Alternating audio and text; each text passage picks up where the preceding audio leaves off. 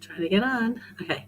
Hi, everybody. Welcome back to another episode of Redemption Thursdays with Rabbi Pinchas Winston of Yerushalayim, Telstone, Yerushalayim.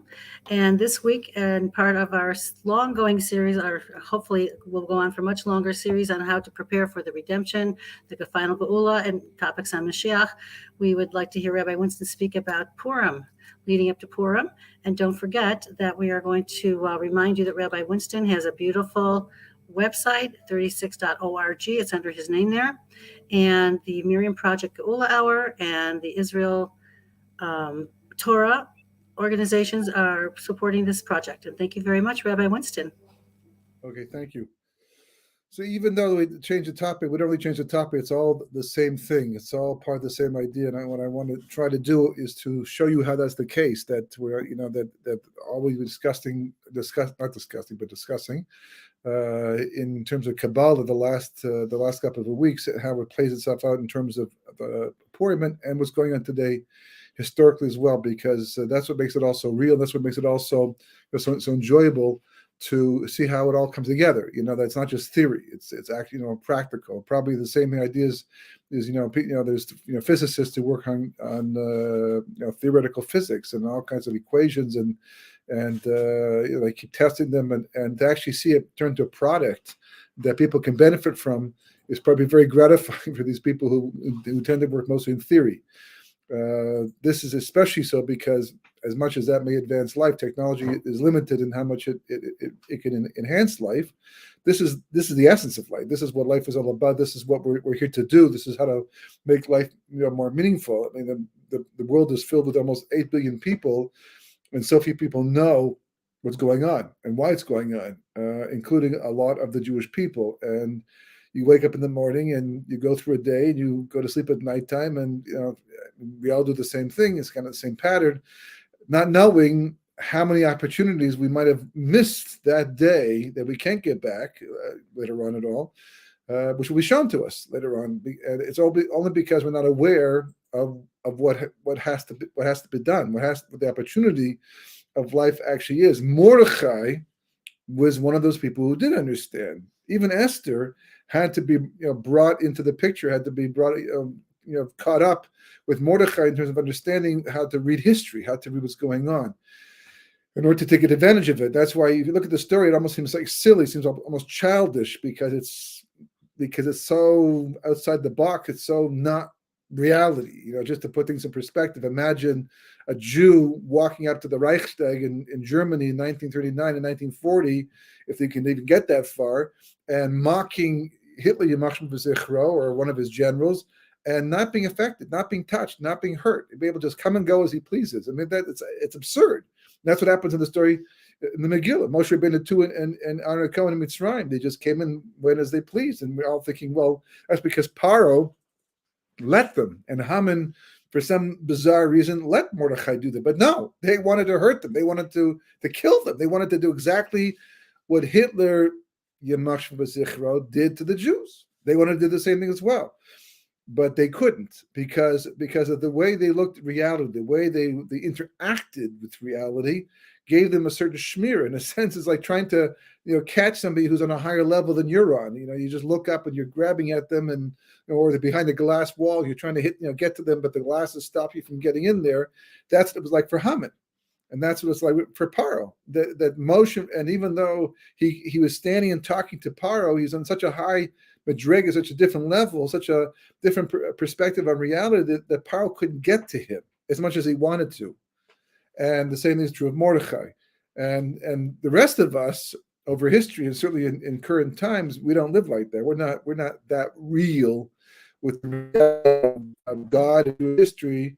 And as a result of that, we're victims of it. We're vulnerable to the dangers that we perceive as dangers. Theoretically speaking, if a person can reach that kind of a level, and there are stories of Gedolim even in recent times, miracles happen where they just seem not to be noticed or be able to be touched by the enemy in any way.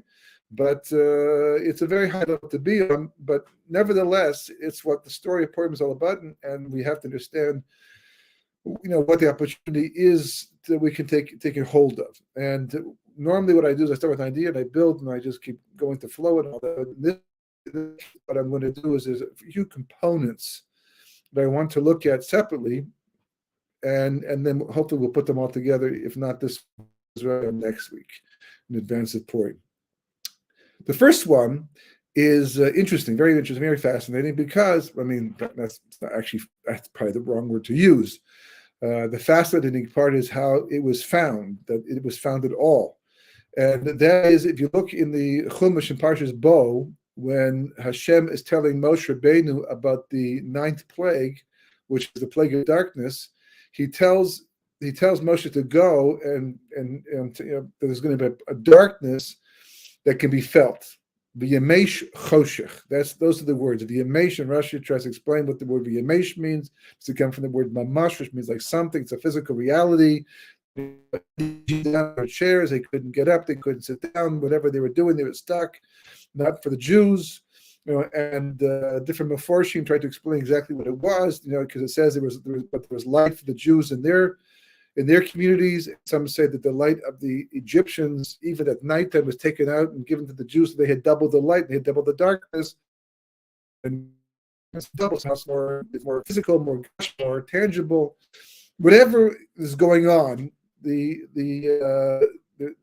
words say v'yamesh choshech. The word v'yamesh is an unusual word. So I don't know. I've never really read how Rabbi Winston, that's the one who actually found this in the Torah itself, how he decided to look here. I mean, in the end, it's quite obvious. I mean, this is choshech, the plague of darkness, and the reason why is because of the fact that of 10 plagues, the only one that affected Jews and millions of Jews, all other plagues only, including Makas Bechoros, the plague of the firstborn, that didn't touch a single Jew, and all the 8 plagues before the 9th plague also. Only the 9th plague was the one that actually killed Jews at the same time, and a lot of them. In fact, a lot of them. There were about 15 million Jews, according to Medrash, most opinions. There were about 15 million Jews before the 9th plague, and only 3 survived. 12 million Jews, and I don't know how you do this, and I don't know how you hide it, because one of the reasons why it happened during the plague of darkness, the Egyptians didn't see it happening. They had time to bury them all. There's a lot of burying going on. Even every 3 million Jews that are remaining behind, miracles must have happened. I mean, the whole plague itself is a miracle. Some big miracles must have happened, but haven't really ever seen anything that discusses this in any detail. We just take it for granted. And that number is the number that's given to us. So 12 million Jews. And why did they die? It says in Medrash, because they had a lot of these people, they just didn't want to leave. They wanted to stay Mitzrayim. They did not want to go to the Midbar.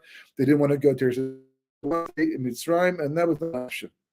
So as a result of that, when they got to the 9th plague, and they had not yet, gone onto the same page as Moshe Rabbeinu and the remaining 1/5, so then they died in the plague of darkness, 12 million Jews, and that's the only plague that affected the Jewish people. So for some reason, after World War II, after losing 6 million Jews, through the Holocaust, so Rav Winston looked at this pasuk, I believe it was him, but somebody certain did, looked at this pasuk, and they decided to try something. Maybe they tried a few things. I don't know. Again, I didn't see his notes. I didn't see the background to this. All I know was what he found. And he took the word v'yamesh, and if you take the letter before each of the letters of v'yamesh, which is a valid form of gematria, there's 7 different forms of gematria.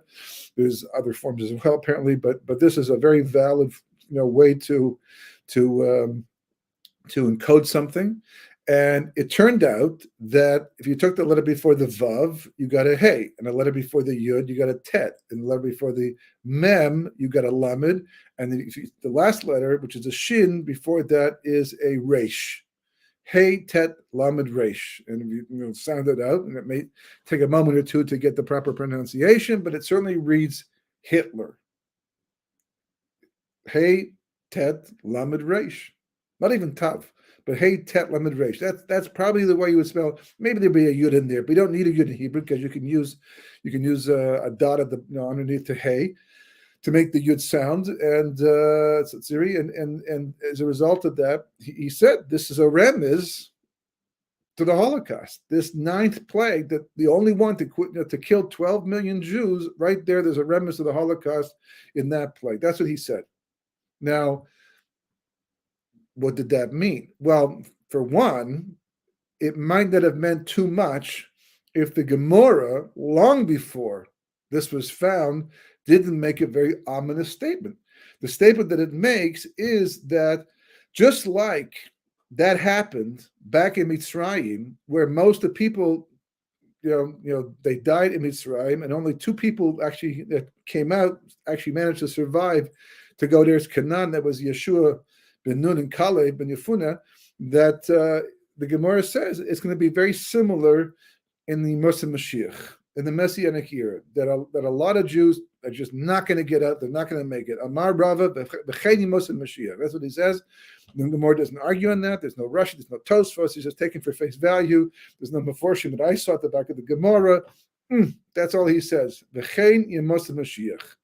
So the very fact that the Gemara says that, plus he found this connection, in the pasuk itself as an allusion to Hitler, who carried out the Holocaust and wiped out not 4/5, Baruch Hashem, but half the world's population, the Jewish population at least, was very significant. And we need to know a little bit more what that means. But that's one particular point. On the topic of Ramazim, so another example of this idea is the Gemara in Chulin on Kuf Lamed Tes Amud Beis. The Gemara starts off by talking, Moshe min Torah Menayim. Where do we see a hint to Moshe Rabbeinu in the Torah? And the priest Tzaddik aptly asked the question that we all should be asking: what do you need a hint for? Moshe's mentioned who knows how many times. Actually, I forget how many times. A lot of times in the Torah, it's called Torah Moshe itself. So what's the Gemara asking for, right? But it goes on and it talks about Mordechai. Now Mordechai, we know, because Mordechai came along after the close of Torah. So you need to find out a hint if you want to find any connection to Mordechai in the Torah, it's going to be a hint. It's not going to be his name outright, because that's too much of a prophecy. So then you Esther, and it finds so Mordechai is Mar Dror in Parshas Kisisa, which we just had. We just read from Parshas Shkalim. That's coming up as well. Hashem talking about the Besamim, the incense offering, and one of the incenses is Mar Dror, and it's like Mordechai, and that's the connection. It's more than just the closeness of the letters. There's a lot going on here, as the priest points out. Then Esther, right? The Torah says later on in Parshas V'Nitzavim, I think it is, either Nitzavim or V'Elech, that's talking about, I believe it's Nitzavim, V'Elech. Anyhow, one of the two Parshas. These should go together anyhow. But it's talking about Hashem says, when the Jewish people stray and they don't live by Torah mitzvahs anymore. So Esther is, is Panay. I'm going to hide my face. So that Astir is like the word Esther, and Esther is about the hidden hand of God. So therefore, Gemara makes a connection. And then Gemara says Haman Nitar Menayin, and it answers Hamina Eitz. After Adam Arishon ate from the Eitz of Das Tova Ra, and he went hiding from God because he heard the voice of God coming through the garden. The pasuk says, and God calls out to him. He knows exactly where he is, because he has a tracking device on him, right? And he says to him anyhow, gives him a chance to admit to what he's done. And he says, where are you? Well, he says, I'm hiding over here. So why are you hiding? He says, because we weren't clothed for the occasion. How do you know you weren't clothed properly? Hamina eitz, right? Did you eat from the eitz of das tov v'ra? Hamin ha'etz. The word hamin is an interrogative of the word min. And you put the hey in front, it becomes a question. Did you from it, right? So the same letters, Hamin, Haman. So Hey, Mem, Nun, exact letters. So Gemara says, this is the hint to Haman in the Torah itself, which is very weak. Mar Dror, also not so good. Esther, better, right? Moshe, forget it, we don't need it. But Hamin Eitz, so the priest points out that because of and this is like the Moshe, what is like the control factor.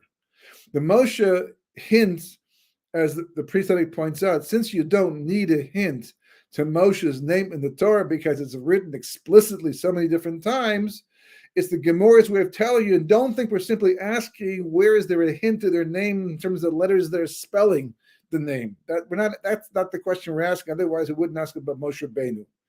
We're asking, especially since, by the way, the answer that the Gemara gives is quite shocking. It doesn't say, well, over here, where Moshe Rabbeinu, and the name itself, it doesn't question. It just says b'shagam hu basar, right? That also when God is deciding to destroy the world, at Noah's time with the flood, so God says, I regret having made men, and I'm going to destroy him because b'shagam hu basar, he's just flesh and blood. He can be destroyed. He can be eliminated. And the Gematria, as Rashi points out, because the Gemara doesn't explain this, but Rashi explains it, but B'Shagam is the Gematria of Moshe, 345. Because he could have just said Shagam hu basar. He doesn't say B'Shagam. The base on top of that makes it 345.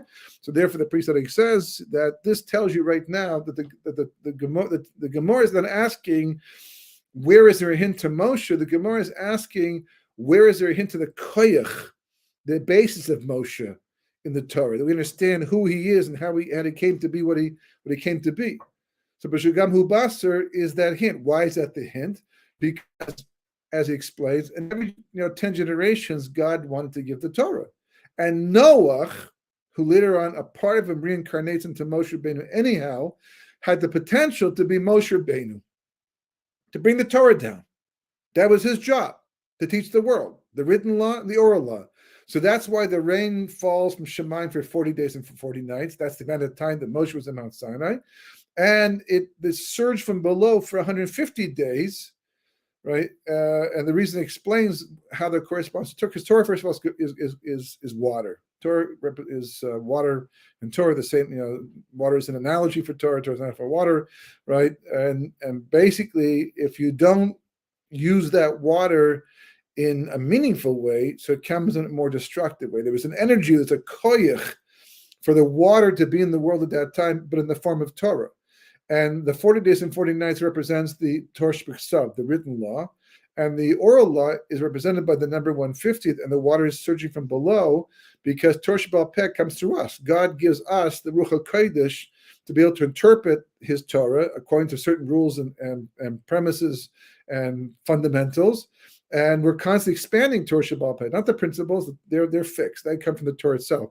But can you turn a light switch on Shabbos? Moshe Rabbeinu did not discuss that with the Sanhedrin back in his time, or the people in his time. Can you drive a car? Can you what's permissible in terms of refuah on Shabbos? All these halachas, or even just everyday life, things, the world's changed, it's evolving. So much technology that makes life much more complicated. And Shaila after Shaila after Shaila is brought to Gedolei Hador, who have to consult with doctors and physicists and all kinds of important people who understand how these things work to figure out how it fits into the framework of a Torah lifestyle. And this is what Torah Sh'B'al Peh really is. It's an expanding body of halacha, piskei halacha, based upon the fixed principles. And that comes through the nefesh and the ruach and the shama, each of which have 50 levels to the nun shari bina on each level, 50 gates of understanding. So 3 times 5, 50 is 150. So that's how it works out. So therefore, the priest is saying the Torah is telling you, the Gemara is telling you, that the Torah is telling you that B'Shagam hu basar is alluding to the fact that Noah could have been Moshe Rabbeinu because he had that koyach to be able to bring the Torah down and to share with the people, but he didn't. So therefore, it became the flood instead. So now, once you understand that, you have to now go back and look at the other Ramazim and figure out why those are the ones that the Gemara has chosen, that the Torah is telling us about Mordechai, Marjor, the incense, and the whole concept of incense is das. There are 11 spices corresponding to and Marjor means master of freedom. So it's about geula. That's one spice. There's 70 manas and a lot of connections to do with it, but primarily it has to do with the das. And actually, I saw recently in the Rizal about elevating the sparks. Like there's sparks in creation. They're so small, they're so refined that it's very hard for us to actually focus on them and to bring them up. But through the incense offering, this was one of the ways to actually take care of those sparks as well in creation. So tied to Mordechai, who did that. And that's why that's a side story. And Esther, of course, Hester Panim, the whole idea about how she basically, like God worked through her and put her into place, and all the story behind that. So now we come to Haman at 8, right? So why is this so important when God says that, especially these words? Obviously, Haman Nun is such a fantastic, direct hint, but is there a deeper shot to all this? Of course there is, because as Chazal point out, in Kabbalah specifically, that before Adam Arishon ate from the Eitz Das Tov Ra, he lived with absolute truth. There was no good and evil. There was only true and false. And though normally they sound like the same thing, and we treat them like the same, but they're not. Because as we see, going especially today, that good and evil can be completely subjective. One person's idea of good is another person's idea of evil, and vice. That's why this country right now, right? That we're fighting over the soul of this country, and what two very distinct groups believe is the best thing for the Jewish people and for the future of the world, for that matter. And they're so different, right? And they're claiming that the other side is evil, and they're claiming that the side is evil. So how do you know which one is evil, which one is good? So if there's no absolute truth, there's no way to know. It's just a question of opinion and who's stronger, who can stay and who can be pushed out. But if there's absolute truth, if it exists in the world, then that's your measuring stick. That's your litmus test. That's how you find out whether or not one group is correct or not. And the moment that Adam ate from the Eitz Das Tov Ra, he lost that clarity. He went down from the level of absolute truth of black and white. And then life was black and white. People like to say today, life is not black and white. And you're right, today's not black and white, because of the fact that we're so clouded in our judgment. In essence, it's always black and white. It's absolutely true if you can get to that level. That's what the Torah is trying to help a person do, to get to the level of absolute truth. But the moment he ate from the Eitz Das Tov Ra, he lost a lot of that clarity, because he fell down spiritually. And the moment he fell down spiritually, he opened the door for something called doubt. Doubt, the enemy of all mankind. Suffolk.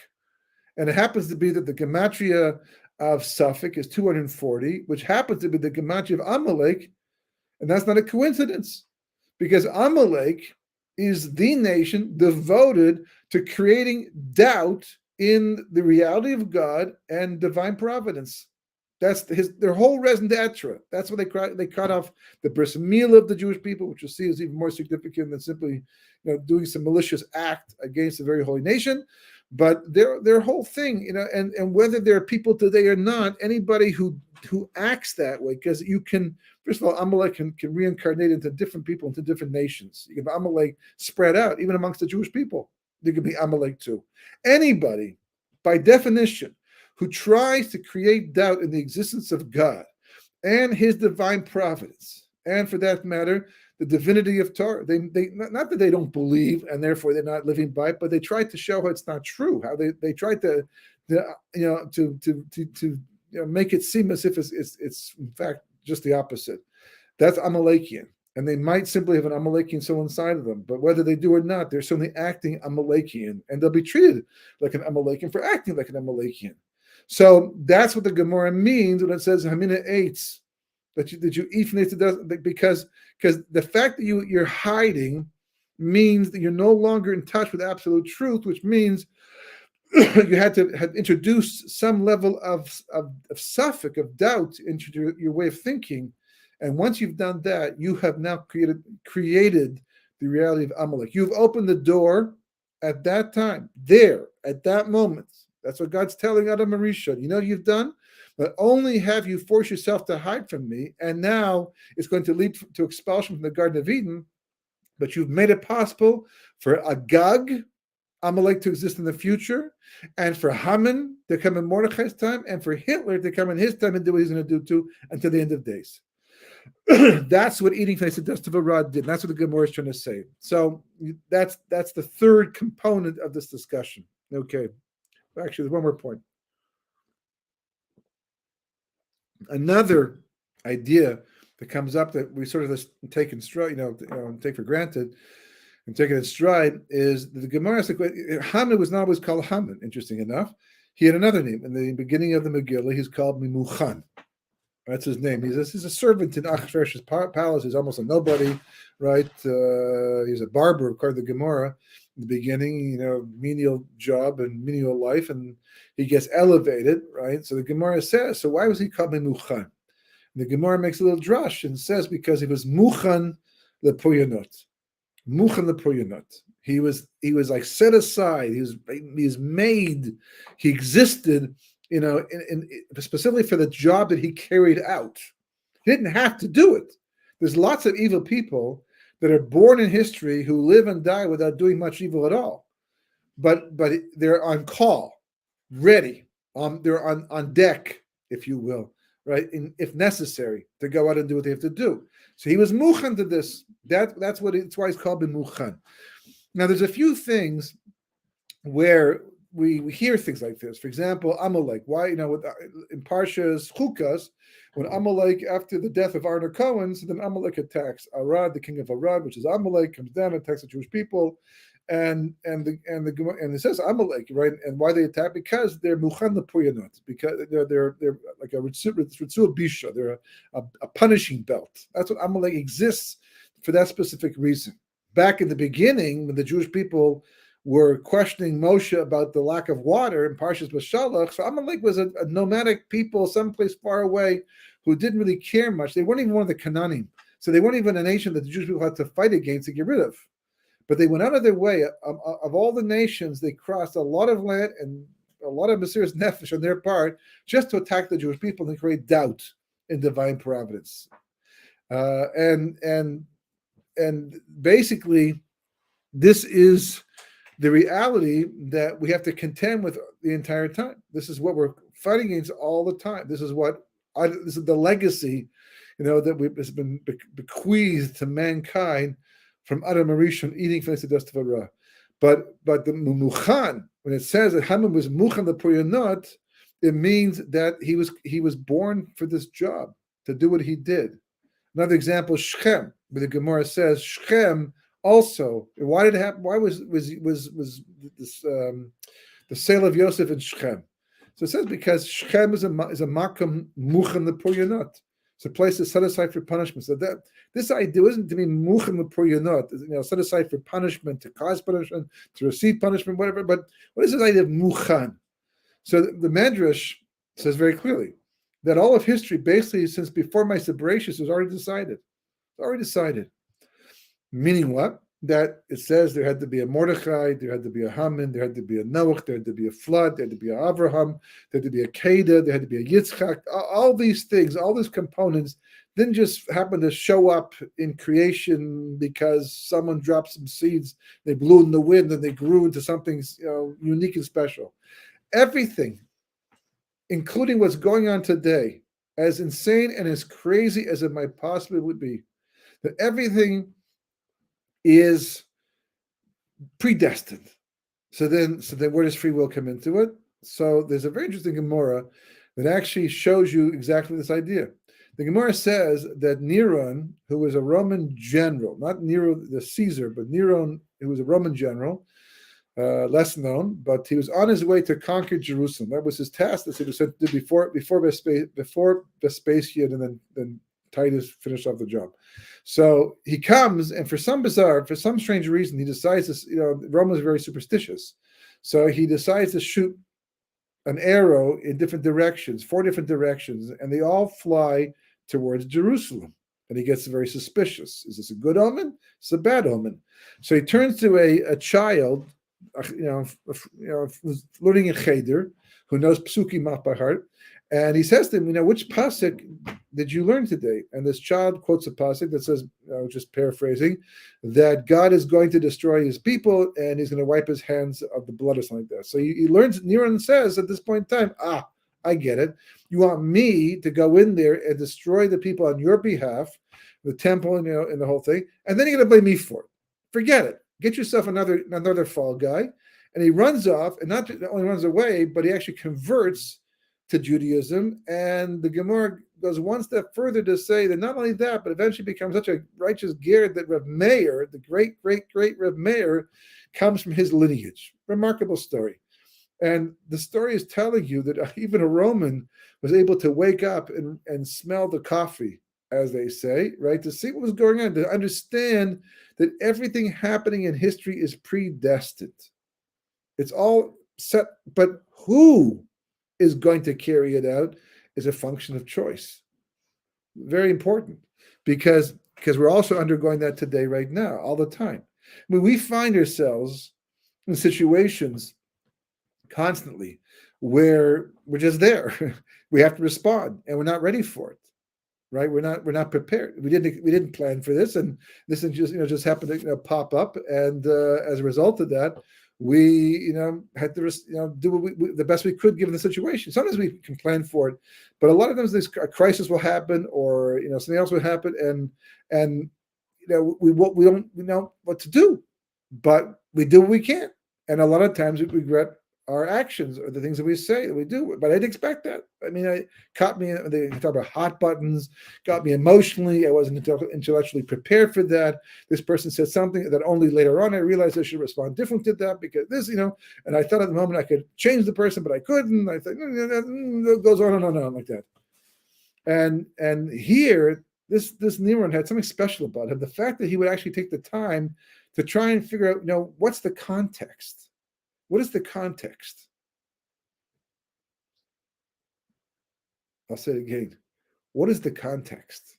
That word is such an important word. It's the difference between a Mordechai and an Esther. It's the difference between Mordechai and the rest of the Jewish people. It's the difference between Mashiach and everybody else. It's the difference between Moshe Rabbeinu and what was going on all around him. Context is hugely important. We know that. We know that in life. We know that in reading a story. Context sets the theme. The scene. It tells us. A lot of times you hear something. Whoa, that doesn't make sense. It's crazy. When someone tells you the background, oh, now I understand why I did that. You see a person do something and say that should never happen. This is the news is terrible about this, where we just throws things out and we just take it for face value and say, oh, get all excited, and it turns out that we hear the backstory, and all of a sudden, there's usually method to a lot of the madness that's going on. Not always the right method, not always the right madness. But context is everything. Why is context so important? Because that's the way God communicates to us, by creating a context. So some of the context, for example, comes from tradition. A context is that we are living now in 5783. For those who have heard the earlier shiurim on Achros Yimim, end of days, or read the books, now you'll know that according to the Zohar, as the Leshem brings it down, that the Chis HaMesim is supposed to last, according to one opinion, 210 years. According to the second opinion, 214 years. It will take that long to finish off the resurrection of the dead. It's not the world we see today. It's a much elevated, more spiritual world. Only the people who merit it are going to resurrect the proper way. And that's already after Mashiach has come. It's more like the world to come. Even though it's on this side of 6,000, it's more like the world to come. So that's that's like history as we know, long over. And that's after Yemos Mashiach. But even Yemos Mashiach, even though the Gemara says, Ein bein olam hazeh l'Yemos Mashiach ela shibud malchus bilvad, right? Meaning that there's no difference really between now and the Messianic era, except for the oppression of nations. There will be no oppression anymore of nations. Everyone will be free to live a good life without any abuse. But that's major. That's like the whole world is waiting for that to happen, because abuse is taking place everywhere, and people are constantly being taken advantage of because greed runs the show, and that's going to be gone. Because the most important part of the Messianic era is that the Yetzer Hara will be gone. God's going to kill it, take it away. The world become full of dust. Mashiach will come. The war of Gog and Magog is over, and the world becomes perfected. No Yetzer Hara, which means basically we're all like angels, physical human beings, but like angels, because we can't do anything wrong. There's no free choice anymore. because you can't choose evil. Evil, not even a possibility. No confusion. We go back once again to Adam before the Chet, getting rid of the suffix. No Amalek, that's for sure. So as a result of that, we know automatically. It's not like we're going to say, oh, we must stop oppressing people because that's the wrong thing to do. It won't even be part of our emotional, intellectual vocabulary because we'll just be living on a whole different level, those who survived into that period of time. And that's supposed to, be, sometime before the 210 and 214. Now, a long time ago, when there's 1,000 years of history left to go, 214, 210 could be anywhere. But now we're holding 5783, and 210 to 14 brings us to 5790 or 5786. 5786 is only 3 years from now. 5790 is 7 years from now. And in that time, according to this calculation, Mashiach has to come. So now, if you want to look back and say, what about coronavirus? What about the earthquakes, right, taking place right now in Israel and around the world? Most of Turkey, in this part of the world, is very significant. And the fact that we're having our own series of earthquakes when the Jordan Valley has this fault line, and there's prophecies about Har Hazayim splitting to two, and Yechezkel and Yeshaya talking about the earth shaking, and we're so close, without context, it's just a series of earthquakes. In 1837, there was a major earthquake from the Jordan Valley that basically, killed thousands of people in Sfat and destroyed the city. So here's the next one. It's been a while. It's overdue. So now there's another one. Back in 1837, there were still hundreds of years left to go. So as a result of that, it wasn't clear that was a messianic thing per se. Maybe it was. Maybe it could have been, just like the Holocaust. Maybe it could have been. But there was still time left. But there's no time left anymore. So when it happens in our time, now I have to ask the question, is this an end of days of event? Is this leading up to a bigger end of days of event? Context. That makes the difference. See, that's what Mordechai was going by. The Torah itself gives you a context, interesting enough, right? It insists upon it. And that context is everything. The entire story revolves around this context. How does it work? Well, the prophets kept telling us, Daniel and Yeshaya and Yirmiyahu, that 70 years we're going to be exiled. 70 years. At the end of the 70 years, we're going to be redeemed. That's how it was. Now, it was such a prominent prophecy that even the non-Jewish kings, what do you call it? The Achashverosh for one, the Nebuchadnezzar, all of them basically, they went by this number.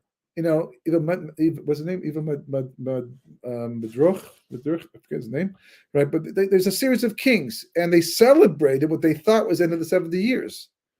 The trouble was that they weren't sure when it began. So if you can't know for sure when the 70 years began, because there were stages of exile. There's this early stage, like Mordechai, for example, he was exiled before the temple was destroyed to Babylonia, and a bunch of other Gedolim as well. And then came the basic Mikdash, and of course then Gedaliah was killed, and so at different points where it could have begun. And then as a result of that, they made their calculations, thinking that 70 years had come and gone, and therefore it was over. God was not coming to redeem his people, and they celebrated, because they thought now the Jewish people belong to us. And of course, they died instead. Right? The story of reading the writing on the wall, right? Because God was coming after these people who were using things from the temple and profaning them, thinking that they no longer had any kedusha because of the fact that Jewish people had been rejected, but they were wrong. And even Achashverosh also made a calculation, but the 70 years was very prominent. It was a very important part of the entire story. 70 as a number is so hugely important because of the fact, as the Gemara says, that anybody who can be settled through their wine has the das. Das is that all important thing. We'll get back to about Purim of their creator, and of the 70 elders, and Mishniktas Yayin Yotzei Sod. And when wine goes in, secrets come out. And Rashi points out the gematria of Yayin is 70, and the gematria of Sod, which is secrets, is 72. So, what does that mean? So the equal in gematria, but how does it work? Shot that the wine goes in, the secrets come out. We all know that if a person drinks too much, the secrets come out. That's inevitable. But the fact that they're connected by gematria, that's the basis for the site. You don't even need the gematria. It's just it's coincidence, or is there something more to this? More the idea of ayin. Well, interesting enough, the ayin is in fact an eye, right, which represents a point of view. And in fact, when they talk about Amalek is spelled ayin malak, which means the severed eye. One of the explanations for Amalek, who is our nemesis, and Haman is based, whether he actually comes from Amalek or acted like Amalek, but regardless, Amalek is the central part of the story, and in fact, it's brought down. That's the reason why even after Achashverosh gave them permission to go get rid of all the Amalekians after Haman was killed, that Mordechai and Esther would not use the treasures. They would not take the booty for themselves, because you're not supposed to, even though the last Amalekian was not yet killed, and technically speaking, you could still use it, but they didn't want to touch it because they felt they came from Amalek. So Amalek is the central part of the entire story. Ayin Malak. Now, this ayin is also very important. Why? Because we're told that one of the main transformations of Adam Rishon from before his chet, when he's living on the level of emes v'sheker, absolute truth and falsehood, is that he didn't have to wear any clothing, right? He could walk around without any clothing, because without suffix, without doubt, without subjective good and bad, there was no possibility of abusing anything in creation. So the fact that they weren't wearing any clothing, there was no need for sneers, no need for modesty, because there was nothing to be modest about. They were just simply like angels. And angels don't have to wear any clothing. So what happened? So as a result of eating, and really Judas eat before the eating, but the eating for sure, that Adam caused a physicalization. And after this happened, so then they had to wear clothes. But the Zohar explains that it's not about really, even though it talks about fig leaves and things like that, but it's not really about that type of, it's almost like that clothing was a secondary level of clothing. What's the real clothing transformation? That before the Chet, Adam Rishon, he had skin that was like light, which is called kesonos or. It looked like clothing of light. That's what kesonos, like kesonos pasim, like Yosef had the coat, of stripes that his father is kesonos. It's a coat. It's outer, and he had kesonos or, meaning that his outer layer was light. If Adam could be here today, in his existence before the Chet, we wouldn't see him.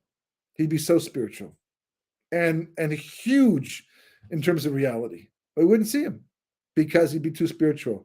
He had kesonos or with an aleph vav resh. The result of the chet, as a result of the nachash, which is a very important part of the story, because just to throw it in, right? Nachash and Mashiach, of course, are the same gematria. I don't know, of course, but Nachash and Mashiach, right? And Nachash basically starts with the nun, and the chashin, right? We talk about that later, Hashem, but the whole story of Purim is nahafachu, right? Everything turns over, turns around. They literally upside down to right side up.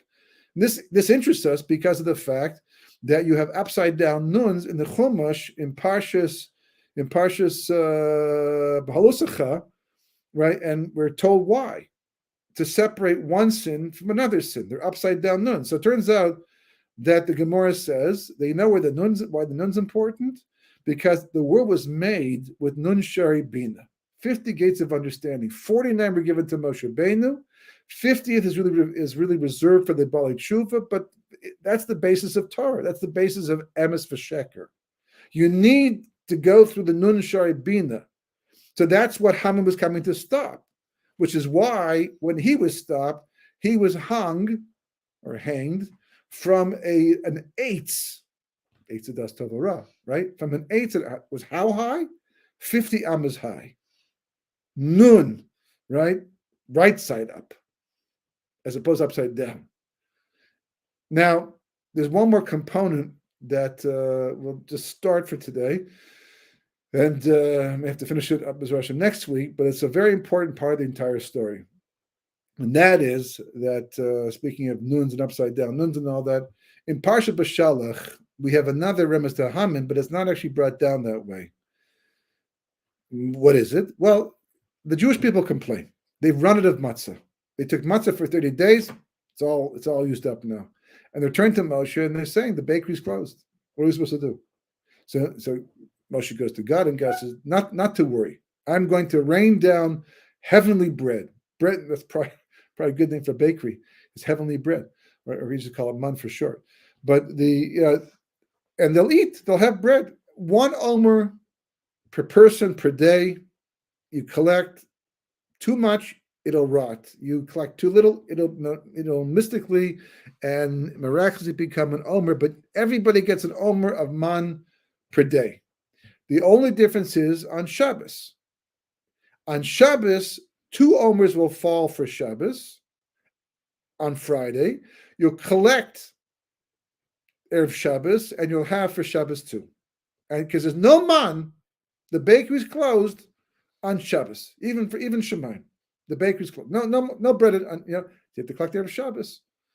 Das and Vivirim, they go checking anyhow. There's Shabbos, Shira, with the birds and all. But that's what it says. Okay. Later on in the parsha, the Jewish people go out to collect the man. It's Erev Shabbos. And it says that they pick up the man more than an omer, which is more than they're supposed to take every single day. And they're noticing it's not rotting. And it's confusing. Because up until now, if they took too much, the surplus would rot. It's not rotting now. And they're confused. So they come to the Nasiim and they say, what's pshat? What's going on over here? What's that? Why? It's like this is the system breakdown or something like that. We didn't get a memo. What is it? So we don't know. We weren't told anything. They go to Moshe Rabbeinu. Moshe Rabbeinu, what's going on over here? They're collecting extra money. It's not rotting like the other days. Oh yes, that's what God told me to tell you. That at Erev Shabbos you get a double portion, lechem mishnah, and you cook it or bake it or roast it or whatever you're going to do. Just put it away for Shabbos and eat it the way it is. That's up to you, right? Because you can't cook it on Shabbos. But you don't go collecting on Shabbos because there's no man. But Erev Shabbos, you'll get the double portion, 1 for Friday, 1 for Shabbos. Okay, and then the story goes on. So they asked the question, specifically a sefer that I saw called Zev Yitraf, and he asked the question to sefer, and he says, when God introduces the man for Erev Shabbos, he says, V'haya b'yom hashishi. It will be on the 6th day, you'll go out and ... V'haya. But later on, when they actually go to collect it, the verse says, Vayehi b'yom hashishi, which means the same thing, basically, grammatically, right? They're the same words, but not to the Gemara. The Gemara says, no, there's a fundamental difference between the words V'haya v'yehi. And guess what this Gemara is? In Maseches Megillah, talking about, because it says V'yehi b'mei Achashverosh, right? Well, I know what it means. So what's the difference? The Gemara says that basically what it says V'yehi, specifically V'yehi b'yamei, but V'yehi can be and usually is Lashon Sar. When it says V'yehi something, V'yehi b'mei Achashverosh is alluding to the fact that something bad's going to be coming up. V'haya is Lashon Simcha. So when God told Moshe about the man, he used Lashon Simcha. But when they went out to find the man, it's Lashon Sar. Lashon, the language of suffering, the language of negativity. So they asked the question, what's the difference? Why, because Moshe didn't tell them about it? That was a whole difference? So, what's a bigger surprise? To know about a miracle and then to watch it happen, or to not know about it and then it happens for you? Clearly, that it happens for you. So it would seem backwards. It's the other way around. It's just the V'hi over there and then V'haya later on. Oh, look, 2 omers a man. Amazing. Wow, we never saw this before. Are we excited? So Zev Yitraf explains, he says, no, you don't understand. He says, because it wasn't about collecting 2 omers of man and 1 man not rotting. That's what they ended up doing. They actually went out and collected too much man, and the surplus didn't rot. And they thought that was a big miracle. But the real miracle was supposed to happen like this. Moshe would have told them, now, pick up 1 omer of man, like you do every other day of the week. It's the first week anyhow, right? But as you pick it up, Say the words Lechaved Shabbos Kodesh. Lechaved Shabbos Kodesh. And the one Omer will become two. Before your very eyes.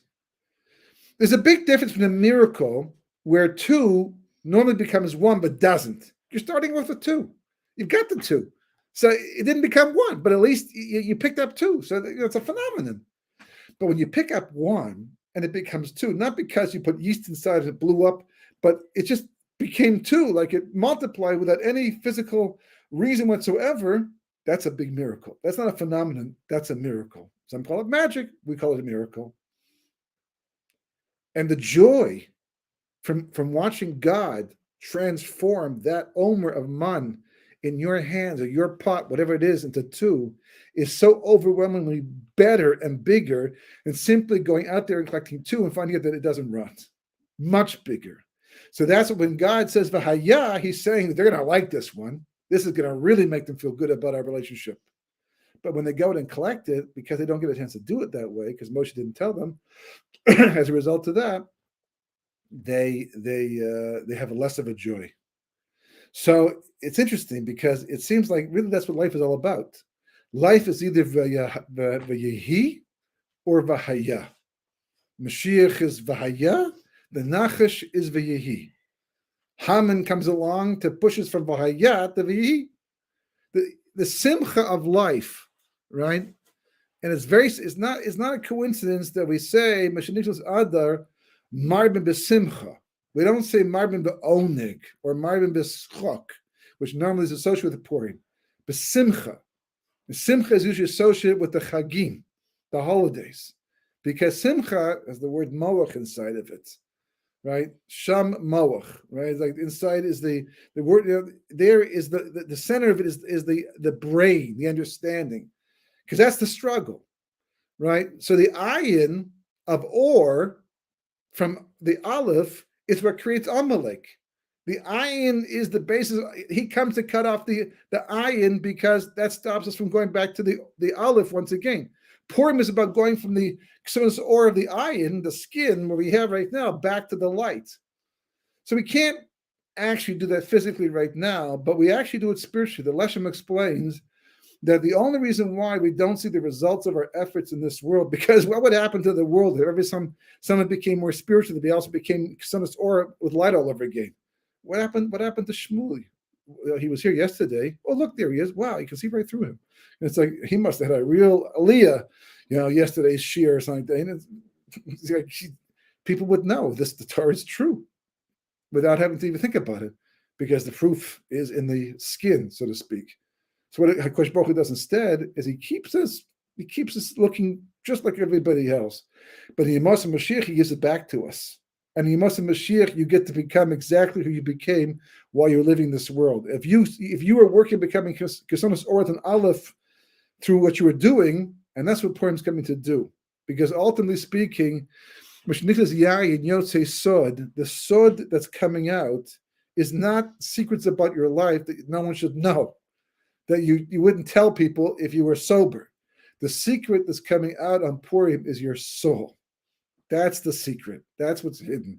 That's what Amalek tries to keep inside, to lock it away, so that you should become a totally physical being, hedonistic as much as possible, but living with doubt in God and Ashkacha Pratis. That's the ultimate in Galus. That's the ultimate in exile. When you exile the soul, you exile the person completely.